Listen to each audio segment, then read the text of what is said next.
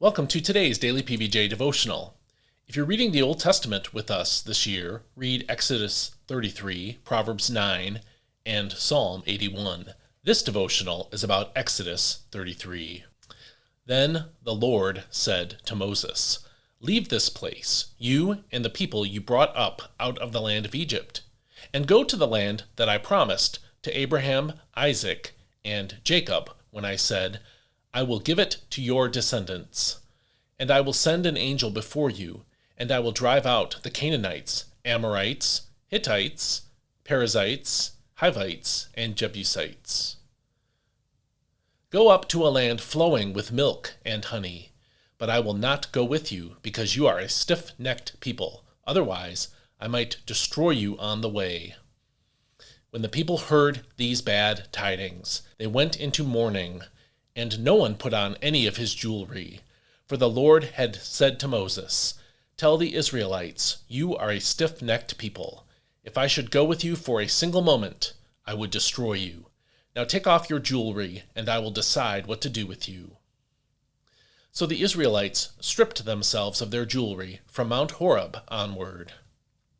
Now Moses used to take the tent and pitch it at a distance outside the camp.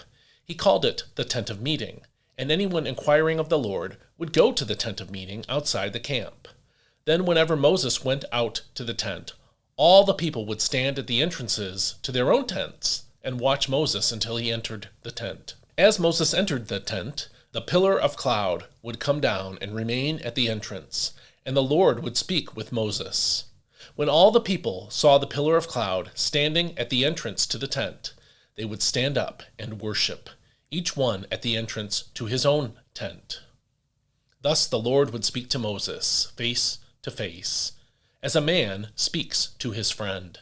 Then Moses would return to the camp, but his young assistant Joshua, son of Nun, would not leave the tent. Then Moses said to the Lord, "Look, you have been telling me, 'Lead this people up,' but you have not let me know whom you will send with me. Yet you have said, 'I know you by name, and you have found favor in my sight.' Now if indeed I have found favor in your sight, please let me know your ways, that I may know you and find favor in your sight. Remember that this nation is your people." And the Lord answered, "My presence will go with you, and I will give you rest." "If your presence does not go with us," Moses replied, "do not lead us up from here. For how then can it be known that your people and I have found favor in your sight, unless you go with us?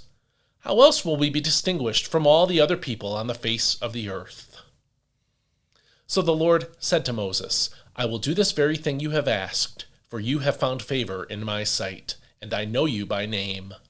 Then Moses said, "Please show me your glory." "I will cause all my goodness to pass before you," the Lord replied, "and I will proclaim my name, the Lord, in your presence. I will have mercy on whom I have mercy, and I will have compassion on whom I have compassion."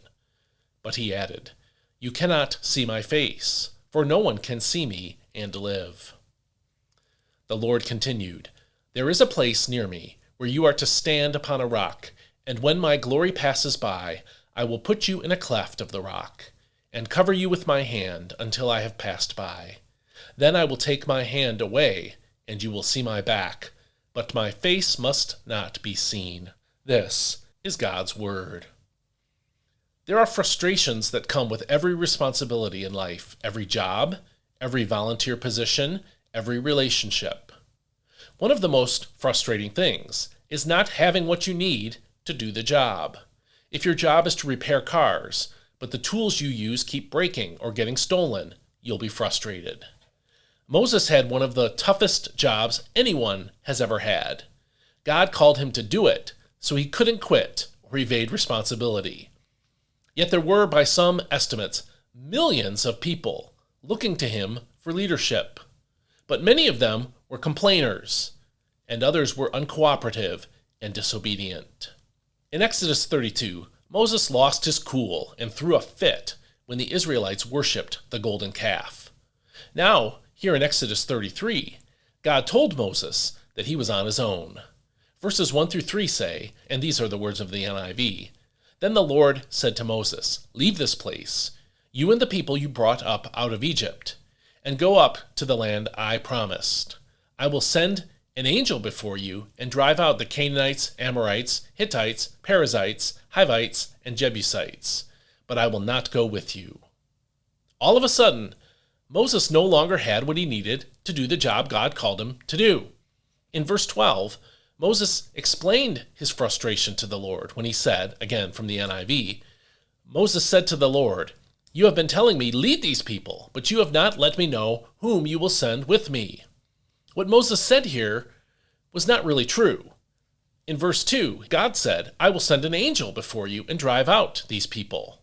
And later in verses 15 through 16, Moses stated the true source of his frustration when he said, and these are the words of the NIV again, "Then Moses said to him, 'If your presence does not go with us, do not send us up from here. How will anyone know that you are pleased with me and with your people unless you go with us?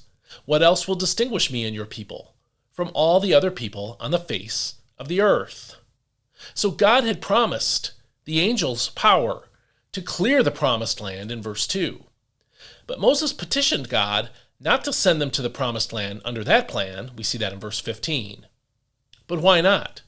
If God promised that the angel would go before them and win the battles for them, wouldn't that be enough to do what God had told Moses to do?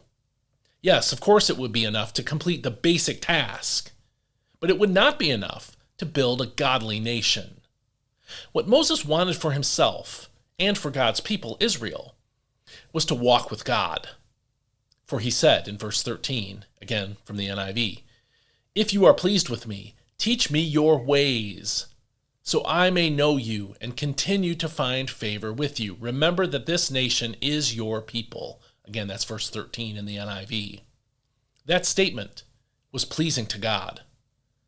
God was happy to hear Moses' desire to know his ways. And we know that because verse 14 says, again from the NIV, "The Lord replied, 'My presence will go with you, and I will give you rest.'"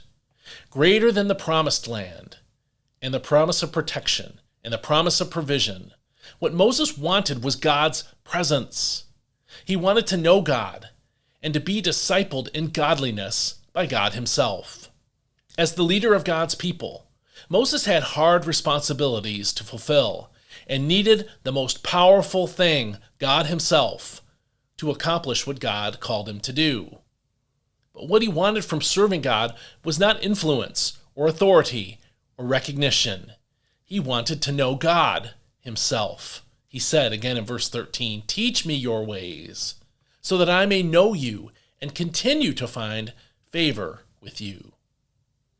Here's the lesson for us.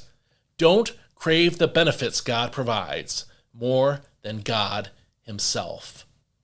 God is the greatest blessing. Knowing God is the greatest thing that humanity needs. Seek it, long for it, ask God to help you walk with him so that you may know him all the days of your life. And I'll see you next time. May God bless you. Hope you have a great day today.